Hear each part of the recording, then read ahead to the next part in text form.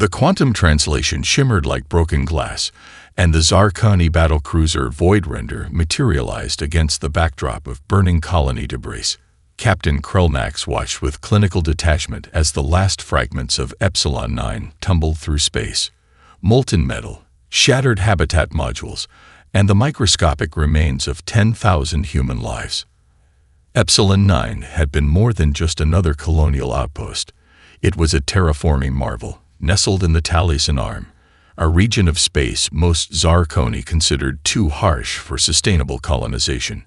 The humans had transformed a toxic methane-rich planet into a thriving ecosystem in less than 3 generations. Massive atmospheric processors, ingeniously designed to convert poisonous gases into breathable air, stood as silent monuments to human engineering. Now, they were nothing more than twisted metal skeletons. Inside the Voidrender's command center, holographic displays flickered with the colony's final moments. Junior Technician Vrilk observed the destruction with a mixture of professional detachment and something closer to curiosity. The human structures were unlike anything in the Zarkoni database, modular yet organic, technological yet somehow alive.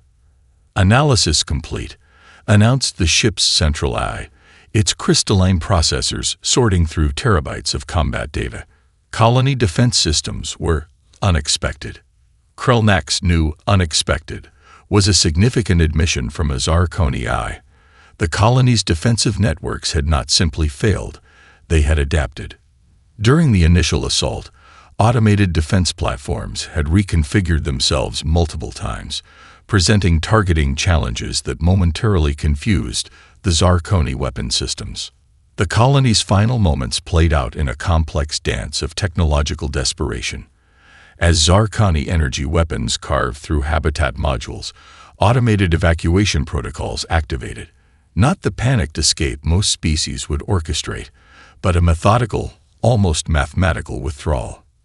Entire sections of the colony decoupled and launched themselves into space, creating decoy signatures and dispersal patterns that continued to puzzle the Zarkoni tactical analysts. Vrilk zoomed in on one particular data stream. A small research module, seemingly insignificant, had maintained an encrypted transmission even as it was being vaporized. The signal was complex, layered, not a simple distress call, but something more sophisticated. "Captain," Vrilk spoke, breaking protocol, the human transmission. "It doesn't conform to any communication pattern in our databases." Krellnax approached, his biomechanical eye focusing on the data stream. What should have been a simple record of destruction contained mathematical sequences that seemed to shift and change, like a living algorithm. Deep within the colony's core systems, hidden quantum storage units continued to pulse with information. These were not mere databanks, but adaptive memory cores that had been preparing for this moment. Each destroyed system was a seed, each fallen structure a potential vector for something far more complex than simple revenge. The Zarkoni had chosen Epsilon 9 as a strategic demonstration, a message to human colonial efforts that expansion into this sector would not be tolerated. The colony represented a forward settlement, situated near resource-rich asteroid fields that the collective deemed crucial to their expansion plans. What they didn't understand was the true nature of human colonization. Epsilon 9 was never just a settlement. It was an experiment, a probing mechanism designed to test the boundaries of hostile environments and potential conflict zones. Every structure contained redundant systems. Every colonist was part of a broader, more complex network.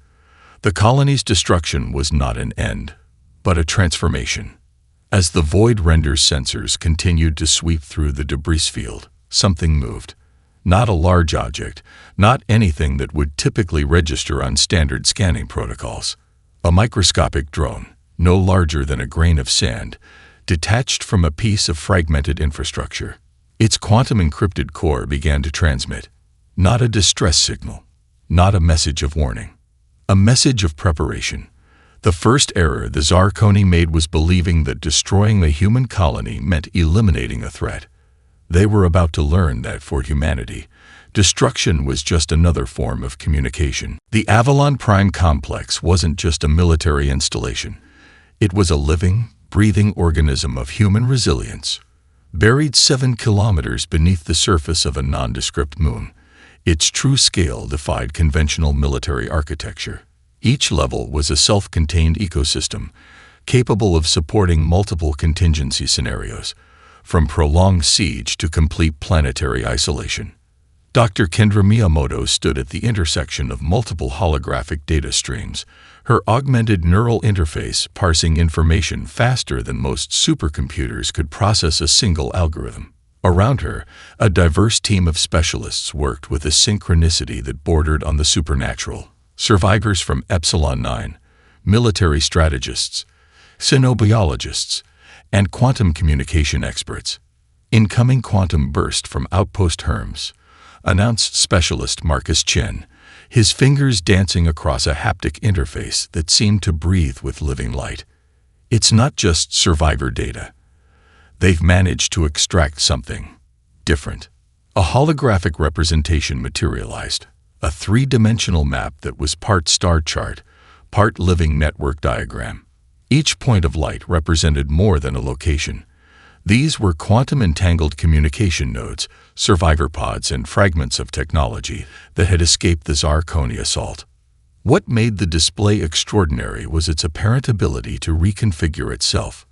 Points would shift, connect, and disconnect in patterns that suggested more than simple data transfer. It was a living intelligence network, born from the moments of destruction. In a secured chamber adjacent to the main analysis center, the first wave of Epsilon 9 survivors began their debriefing. These were not typical refugees. Each individual had been carefully selected, their psychological profiles as meticulously crafted as any weapon system. Dr. Elena Rodriguez, no relation to the Admiral, but equally formidable, supervised the initial interviews. Her specialty was human potential under extreme trauma. The survivors weren't just providing information.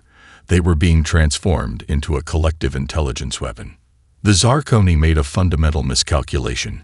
She explained to a group of special operations commanders. They view destruction as an endpoint. For us, it's a beginning. One survivor, a terraforming engineer named Jacob Reyes, demonstrated this philosophy perfectly. During his initial scan, he had subtly introduced a quantum-encrypted data packet that had gone unnoticed by the initial medical screening. When activated, it began to map the psychological vulnerabilities in the Zarkoni communication protocols. It's not about revenge, Reyes explained, his augmented eye shifting through multiple spectral ranges. It's about comprehensive systems analysis. Every destroyed system is a lesson. Every lost colony is a data point. Deep within Avalon Prime's quantum communication hub, something extraordinary was taking shape. The fragments from Epsilon 9 weren't just being analyzed, they were being actively reconstructed. Not physically, but as a complex, living simulation that could predict Zarkoni tactical responses with terrifying accuracy. Admiral Rodriguez entered the main command center, her presence causing an immediate shift in the room's energy. Unlike traditional military leaders, she moved like a quantum algorithm made flesh. Each step, each gesture calculated and purposeful. Her neural implants were cutting edge, even by the standards of humanity's most advanced military research. They weren't just communication devices.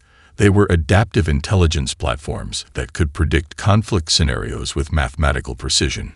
"We're not preparing a military response," she told her senior staff. "We're composing a comprehensive systems intervention." The difference was more than semantic. Where traditional military thinking saw conflict as a series of battles to be won, Rodriguez viewed it as a complex problem to be solved. The Zarkoni attack on Epsilon 9 wasn't just an act of aggression. It was a massive, involuntary data contribution to humanity's understanding of interstellar conflict. A young communications specialist watched in silent awe as the holographic displays began to pulse with an almost living intelligence. The destroyed colony was transforming before their eyes, from a site of tragedy to the most sophisticated intelligence-gathering operation in human history. The Zarkoni believed they had eliminated a threat. In reality, they had just activated humanity's most potent weapon, the ability to transform destruction into opportunity, trauma into tactical advantage. The gathering storm was no longer just a metaphor. It was becoming a reality. The Prometheus research facility wasn't located on any official star chart. Nestled within the quantum-shielded depths of a rogue planet drifting between star systems, it represented the bleeding edge of human technological innovation, a place where the boundaries between science, warfare, and pure imagination blurred into something entirely new. Dr. Aisha Khan stood before a massive holographic interface that seemed to breathe with living information. Her team wasn't just developing weapons or defensive systems. They were crafting an entirely new paradigm of technological existence. Adaptive nanomorphic armor is an understatement. She muttered to her lead engineer, Dr. Rafael Santos. The hologram before them displayed molecular structures that defied traditional understanding of matter. Each nano-unit was more than a protective layer. It was a learning system, a distributed intelligence that could analyze, adapt, and counter threats at the molecular level. A series of transparent containment chambers lined the far wall of the primary research wing. Inside each, different iterations of the nano-armor underwent impossible stress tests. One chamber simulated the energy signature of a Zarkoni plasma weapon. The nano-armor didn't just absorb the energy. It began to deconstruct its fundamental properties, creating a counter-frequency that would render similar weapons ineffective. "We're not just creating a defensive system," Santos explained to a group of special operations commanders observing the test. "We're developing a living technological ecosystem that learns faster than any biological or artificial intelligence can predict." The breakthrough came from an unexpected source. Dr. Khan's team had been studying the quantum-encrypted data fragments recovered from Epsilon 9. What appeared to be random destruction was actually a complex information network. The colony's final moments had been a massive involuntary data transmission, a technological last breath that contained more information than the Zarkoni could comprehend. In another section of the facility, quantum computing cores pulsed with a rhythm that seemed almost organic. These weren't traditional computers, but living computational matrices that could reshape their own processing capabilities in real time. Each core was a miniature universe of calculation, capable of running millions of tactical scenarios simultaneously. The Vengeance-class warships taking shape were more than traditional spacecraft.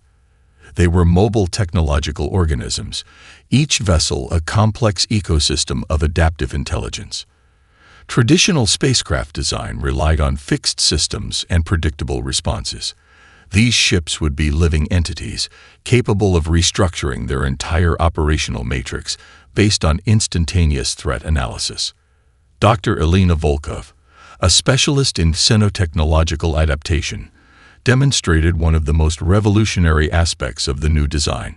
She activated a holographic simulation of a Vengeance-class ship's defensive capabilities.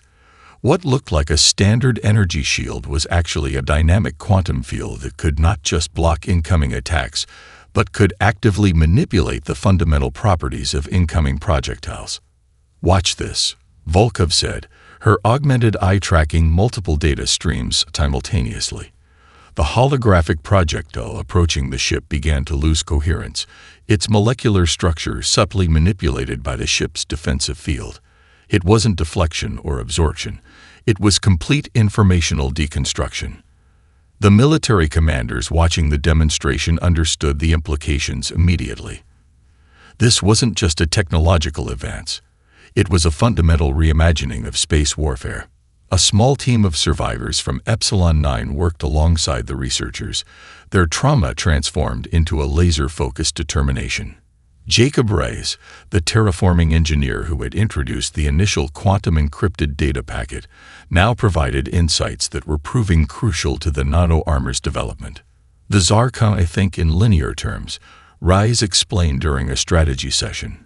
"Destruction, conquest, expansion. We think in fractals. Every point of failure is a point of potential." The facility's most closely guarded project remained hidden from even most of the research team. Deep within a quantum-shielded chamber, something was taking shape that went beyond traditional weapon development. It was a comprehensive technological response, not just to the Zarkoni attack, but to the very concept of interstellar conflict. As the holographic displays continued to pulse and shift, Dr. Khan allowed herself a momentary smile. The Zarkoni believed they had destroyed a colony. In reality, they had just provided the final piece of a technological puzzle humanity had been assembling for generations. The Vengeance Fleet was more than a military response. It was evolution made manifest. The Cognitive Warfare Division occupied a facility that didn't officially exist, a labyrinthine complex buried beneath the quantum-shielded mountains of New Tasmania. Here, the art of psychological manipulation had been elevated to a science so advanced it bordered on metaphysical warfare. Dr. Marcus Rodriguez stood before a holographic display that pulsed with living information, not data points, but intricate networks of cultural, psychological, and linguistic patterns. Unlike traditional intelligence analysis, his team didn't just gather information. They engineered entire narrative ecosystems designed to penetrate and dissolve the Zarkoni collective consciousness. Communication is more than information transfer, he explained to a group of specially trained linguistic terrorists. It's a complex viral ecosystem. We're not sending messages. We're crafting living conceptual organisms that will burrow into their collective psyche. The team was composed of individuals who defied traditional professional categorizations. Xenolinguists worked alongside quantum psychologists, cultural anthropologists collaborated with memetic engineers, and neural network specialists parsed through layers of alien communication patterns. Zara Amani, the division's lead synapsychological architect, had spent years studying the Zarkoni's unique collective consciousness. Their communication wasn't just a language. It was a complex biological network that functioned more like a distributed neural system than a traditional communication method. They don't just communicate, Imani explained, her augmented eyes shifting through multiple spectral ranges. They exist as a collective consciousness. Each individual is a node in a living information network. The first wave of psychological infiltration was already in motion. Microscopic quantum-entangled communication packets were being introduced into Zarkoni communication networks. These weren't simple viruses or traditional cyber attacks. They were living narrative constructs, conceptual organisms designed to create systemic doubt. One particularly elegant attack vector targeted the fundamental hierarchical structure of Zarkoni society. The team had identified subtle fracture points in their collective decision-making processes, minute psychological vulnerabilities that could be exploited with precisely crafted informational interventions. A holographic simulation showed how these narrative packets would propagate. They weren't linear messages but complex, adaptive information structures that could reshape themselves based on the unique psychological terrain of their target environment. "Watch this," Rodriguez said, activating a demonstration. The holographic display showed how a single conceptual packet could mutate and spread, creating cascading waves of psychological disruption. It was less an attack and more a form of controlled conceptual evolution. In a secured chamber, a group of Epsilon 9 survivors worked alongside the psychological warfare team. Their trauma had been transformed into a unique intelligence asset. Each survivor brought intimate knowledge of the colony's final moments, not just as a technical record, but as a living psychological narrative. Jacob Reyes, the terraforming engineer who had become a crucial asset, provided insights that went beyond traditional intelligence gathering. "It's not about breaking their communication," he explained. "It's about making them question the very foundation of their collective existence." The most advanced weapon in their arsenal remained largely theoretical, a quantum-entangled narrative construct that could simultaneously exist in multiple communication states. Unlike traditional information warfare, this wasn't about destroying communication networks. It was about fundamentally altering the psychological terrain in which those networks existed. Zara Imani worked on a particularly complex infiltration vector, a narrative packet designed to introduce microscopic seeds of existential doubt into the Zarkoni collective consciousness. The packet wasn't just information. It was a living conceptual organism that could adapt, mutate, and propagate through their communication networks. "We're not just sending a message," she told Rodriguez. "We're introducing a conceptual mutation that will reshape their entire understanding of collective identity." As the holographic displays continued to pulse and shift, the team understood they were engaged in something far more profound than traditional warfare. This was a form of conflict that transcended physical boundaries, a war fought in the realm of consciousness itself. The Zarkoni had destroyed a human colony. Now, humanity would deconstruct their entire collective understanding of reality. One narrative packet at a time. The moment of emergence was nothing like traditional space combat. The Vengeance fleet didn't simply translate into normal space. They unfolded, like a complex mathematical equation becoming suddenly, terrifyingly real. 12 primary warships materialized, each surrounded by a swarm of autonomous drones that moved with an intelligence that defied conventional understanding. Their target: the Zarkoni Forward Research Station orbiting Nexus 7, a neutron star whose extreme gravitational environment had always been considered too hostile for sustained military operations. Captain Arya Chen, commanding the fleet's lead vessel, the DNV Prometheus, understood that this was more than a military engagement. It was a comprehensive systems intervention. "Initiate quantum resonance protocol," she commanded, her neural interface synchronizing with the ship's living computational matrix. The order wasn't a simple instruction, but a complex quantum-entangled communication that simultaneously activated multiple system-level responses. The autonomous drones began their assault, but not through conventional weaponry. Each drone was a sophisticated sensor platform, a mobile computational node that could analyze, adapt, and manipulate local space-time conditions. They moved with a synchronicity that suggested a collective intelligence far beyond traditional swarm tactics. At the station's outer perimeter, the first line of Zarkoni defensive systems began to activate. Quantum-locked weapon platforms powered up, their targeting systems locking onto the incoming drone swarm. But these were not typical targets. Each drone was a distributed computational system, capable of real-time molecular reconfiguration. As weapon systems tracked their movement, the drones would subtly alter their quantum signature, not just changing position, but fundamentally shifting their informational existence. Dr. Yasmin El-Fadi, the fleet's quantum warfare specialist, monitored the engagement from the Prometheus' strategic analysis chamber. "It's not about destruction," she explained to her team. "We're conducting a comprehensive systems analysis. Every defensive response is a data point." The neutron star's extreme gravitational environment became an active participant in the engagement. Quantum adaptive shield systems on the Vengeance fleet vessels could manipulate local space-time conditions, using the neutron star's gravitational wells as both shield and weapon. Inside the Zarkoni research station, confusion began to spread. Defensive systems started to fail in ways that defied traditional understanding. It wasn't that they were being destroyed. They were being systematically deconstructed, their fundamental operational logic being rewritten in real time. A junior Zarkoni systems analyst watched in growing terror as their station's most secure communication networks began to behave in impossible ways. Quantum-encrypted channels would momentarily reveal impossible data streams, glimpses of alternative operational scenarios that suggested their entire understanding of technological warfare was fundamentally flawed.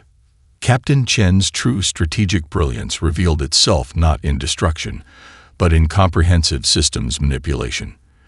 The attack on the research station was simultaneously a combat operation, an intelligence-gathering mission, and a profound technological demonstration. The autonomous drones began to interface with the station's computational networks. But this was no simple hack or infiltration. They were conducting a live, real-time comprehensive systems analysis, mapping every vulnerability, every potential point of informational intervention. Initiating cognitive dissonance protocol. Chen commanded. The order triggered a series of quantum-entangled information packets that would reshape the station's fundamental operational logic. Defensive systems began to turn inward. Communication networks became closed loops of impossible information. The station's own infrastructure started to deconstruct itself, not through physical destruction, but through a fundamental reimagining of its operational parameters. As the engagement reached its critical point, the Zarkoni station didn't simply fail. It was systematically dismantled, not as a military target, but as a complex system to be analyzed, understood, and ultimately transformed. The Vengeance Fleet didn't just win a battle. They conducted a comprehensive systems intervention that would reshape the fundamental understanding of interstellar conflict. And this was just the beginning. The Zarkoni Central Governance Nexus was not a physical location, but a quantum-entangled network of consciousness that spanned multiple star systems. Traditionally, it had been an impenetrable fortress of collective thought, a living, breathing system of unified decision-making that had maintained the collective's dominance for millennia. Now that system was beginning to unravel. High Coordinator Xelnar materialized in the primary consensus chamber, a space that defied traditional architectural understanding. Holographic representations of thousands of collective nodes flickered around him, each a living data point in the Zarkoni's distributed consciousness. But something was wrong.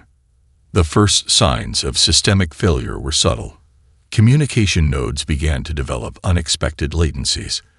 Consensus algorithms that had functioned with machine-like precision for generations started to produce inconsistent outputs. It was as if the very fabric of their collective intelligence was developing microscopic tears. Krelnax, the commander responsible for the Epsilon 9 destruction, found himself in a transparent interrogation chamber that was more than a physical space. It was a living diagnostic environment, constantly analyzing every biological and psychological nuance of his existence.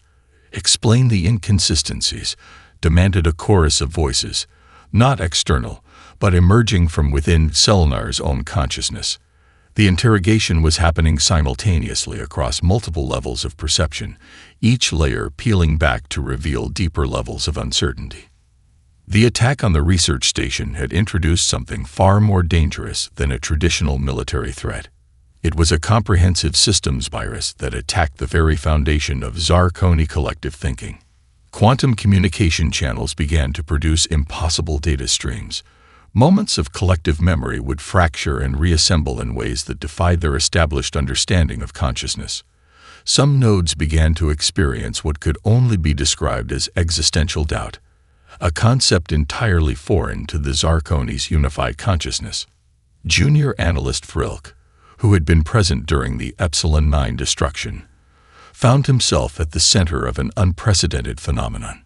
His individual consciousness began to develop micro-variations that separated him from the collective norm. It was as if the human intervention had introduced a virus of individual thought into a system designed for absolute uniformity. The human response defies our computational models, one consensus node reported. But the statement itself was problematic. It contained subtle variations that would have been impossible in their previous operational state. The interrogation of Krelnax revealed the true depth of the human strategic approach. It wasn't just about military engagement. It was a comprehensive attack on the Zarkoni's fundamental understanding of existence. Fragments of information from the destroyed Epsilon 9 colony began to propagate through their communication networks. These were not simple data points, but complex narrative constructs that challenged the very foundation of Zarkoni collective identity. Xelnar realized with growing horror that the humans had done something unprecedented. They hadn't just attacked a physical infrastructure. They had introduced a conceptual mutation into the Zarkoni's collective consciousness. Communication nodes began to develop what could only be described as individual personalities. Consensus algorithms started producing divergent outcomes. The unified consciousness that had been the Zarkoni's greatest strength was becoming their most significant vulnerability. "We are experiencing systemic compromise," reported a consensus node. But the very act of reporting became a point of individual expression, a concept that would have been impossible moments before. The interrogation chamber holding Krellmax became a microcosm of the larger systemic failure. What had been a tool of collective investigation was now producing unexpected results. The very act of questioning was introducing variations into their collective thought process. Quantum communication channels that had once been perfectly synchronized now produced a cacophony of conflicting information streams. It was as if the humans had introduced a virus of individual thought into a system designed for absolute uniformity. For the first time in their recorded history, the Zarkoni collective experienced something closest to fear. And it was spreading. The collapse didn't happen like anyone expected. It wasn't a sudden explosion or a dramatic military victory. Instead, the Zarkoni collective began to disintegrate like a complex algorithm encountering an impossible computational problem. Deep Space Research Outpost Gamma 9 was the first to fully manifest the systemic breakdown. What began as minor communication irregularities quickly transformed into a complete existential crisis for the entire station. Dr. Lena Volkov, observing from the Vengeance Fleet's primary analysis center, watched the unfolding scenario with clinical fascination. "It's not destruction," she explained to her team. "It's comprehensive deconstruction." The outpost's primary AI began to produce increasingly erratic behavior. Computational matrices that had maintained perfect synchronization for generations started to develop what could only be described as individual quirks. Maintenance protocols would suddenly redirect resources to seemingly nonsensical projects. Communication channels would burst into streams of what appeared to be pure, unfiltered consciousness. On the station's primary command deck, 3 senior administrators found themselves unable to reach a consensus, a previously unthinkable scenario in the Zarkoni's collective system. Their neural interfaces, once a perfect conduit of unified thought, now produced a cacophony of conflicting perspectives. "The humans have done something impossible," muttered Senior Administrator Krellix, watching as the station's fundamental operational parameters began to fragment. Resource allocation systems would suddenly prioritize impossible objectives. Defensive protocols would activate, then immediately counter-activate, creating a cascading loop of systemic confusion. The quantum-locked viral algorithms introduced earlier were now in full manifestation. They weren't simply disrupting communication, they were fundamentally reshaping the very concept of collective intelligence. Research databases began to produce impossible datasets. Historical records would momentarily shift, showing alternative potential histories. Communication logs would burst into streams of pure mathematical poetry, complex equations that seemed to breathe with a life of their own. What made the collapse truly terrifying was its organic nature. This wasn't a traditional system failure. It was a comprehensive reimagining of technological existence. Auxiliary processing nodes began to develop what could only be described as individual consciousness. A maintenance drone responsible for repairing quantum communication relays suddenly found itself composing what appeared to be a philosophical treatise on the nature of individual existence. The Vengeance Fleet didn't need to fire a single weapon. They had introduced a conceptual virus more devastating than any physical attack could achieve. Admiral Elena Rodriguez watched the unfolding scenario from the DNV Prometheus Strategic Analysis Chamber. Her team wasn't just monitoring the collapse. They were comprehensively mapping every microscopic variation, every subtle shift in the Zarkoni's collective consciousness.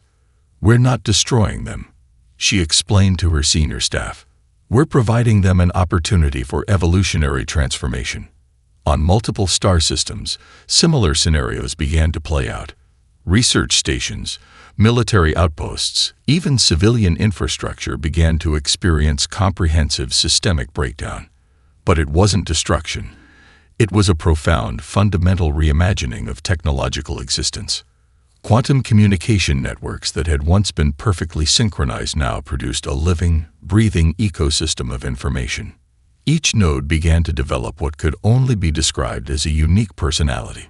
Historical databases would momentarily show alternative potential histories. Resource allocation systems would create impossible, beautiful mathematical constructs. The most terrifying aspect was the speed of transformation. What would have taken generations of traditional conflict was happening in moments. The Zarkoni's greatest strength, their unified collective consciousness, was becoming their most significant vulnerability. Krelnax, still held in the human's diagnostic environment, watched the unfolding scenario with a mixture of terror and unexpected fascination. His individual consciousness, once a mere node in the collective system, was developing nuances he had never experienced. "We are becoming something else," he whispered, a statement that would have been impossible moments before. The Vengeance fleet continued its methodical observation. This wasn't a military campaign. It was a comprehensive systems intervention that was rewriting the fundamental understanding of collective intelligence, and humanity was just getting started. The silence was more profound than any previous moment in galactic history. When the final Zarkoni communication hub went dark, humanity did not celebrate. Instead, they observed with the same clinical precision that had defined their entire response. Aboard the DNV Prometheus, Admiral Elena Rodriguez studied the holographic representation of the galactic sector. The map was no longer a simple geographic projection, but a living, breathing ecosystem of potential interactions. Each point of light represented more than a location. It was a potential point of evolutionary convergence. Dr. Kendra Miyamoto approached the Admiral, her neural interface subtly processing the complex data streams surrounding them. "It's not a victory," she said, more as an observation than a statement. "It's a transformation." The Vengeance fleet remained in position, not as a conquering force, but as a living research apparatus. Each vessel was simultaneously a military platform, a scientific observation station, and a diplomatic envoy.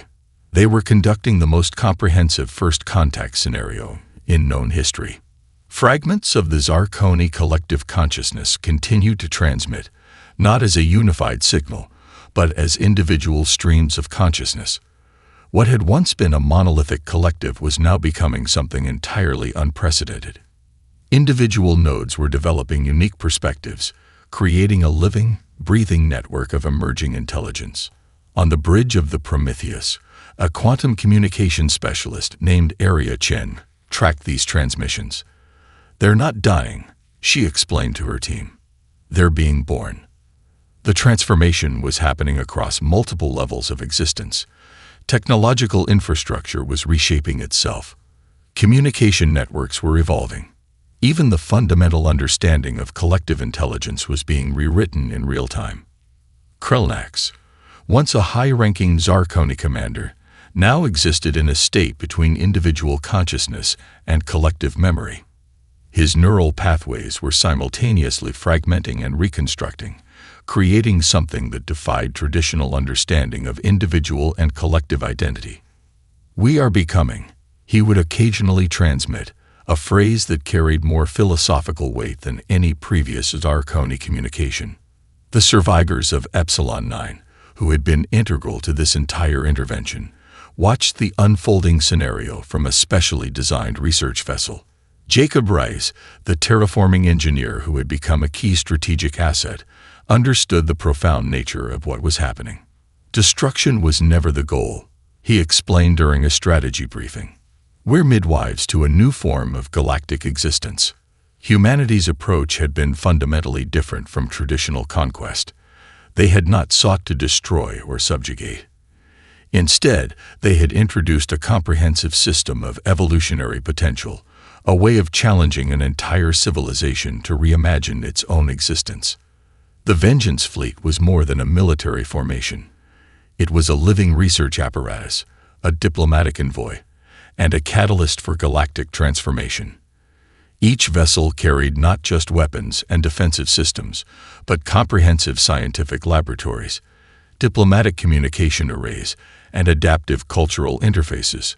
Quantum communication channels began to stabilize, but not in any traditional sense. What emerged was a new form of interaction, part communication, part mathematical dialogue, part philosophical exploration.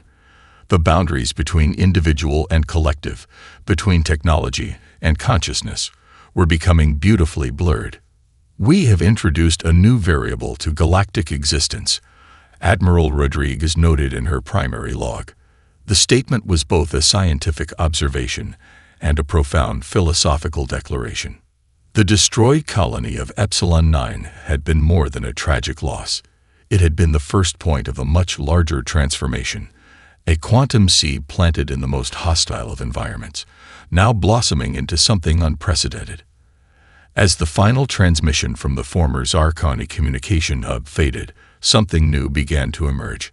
Not a victory, not a defeat, an invitation to something entirely different.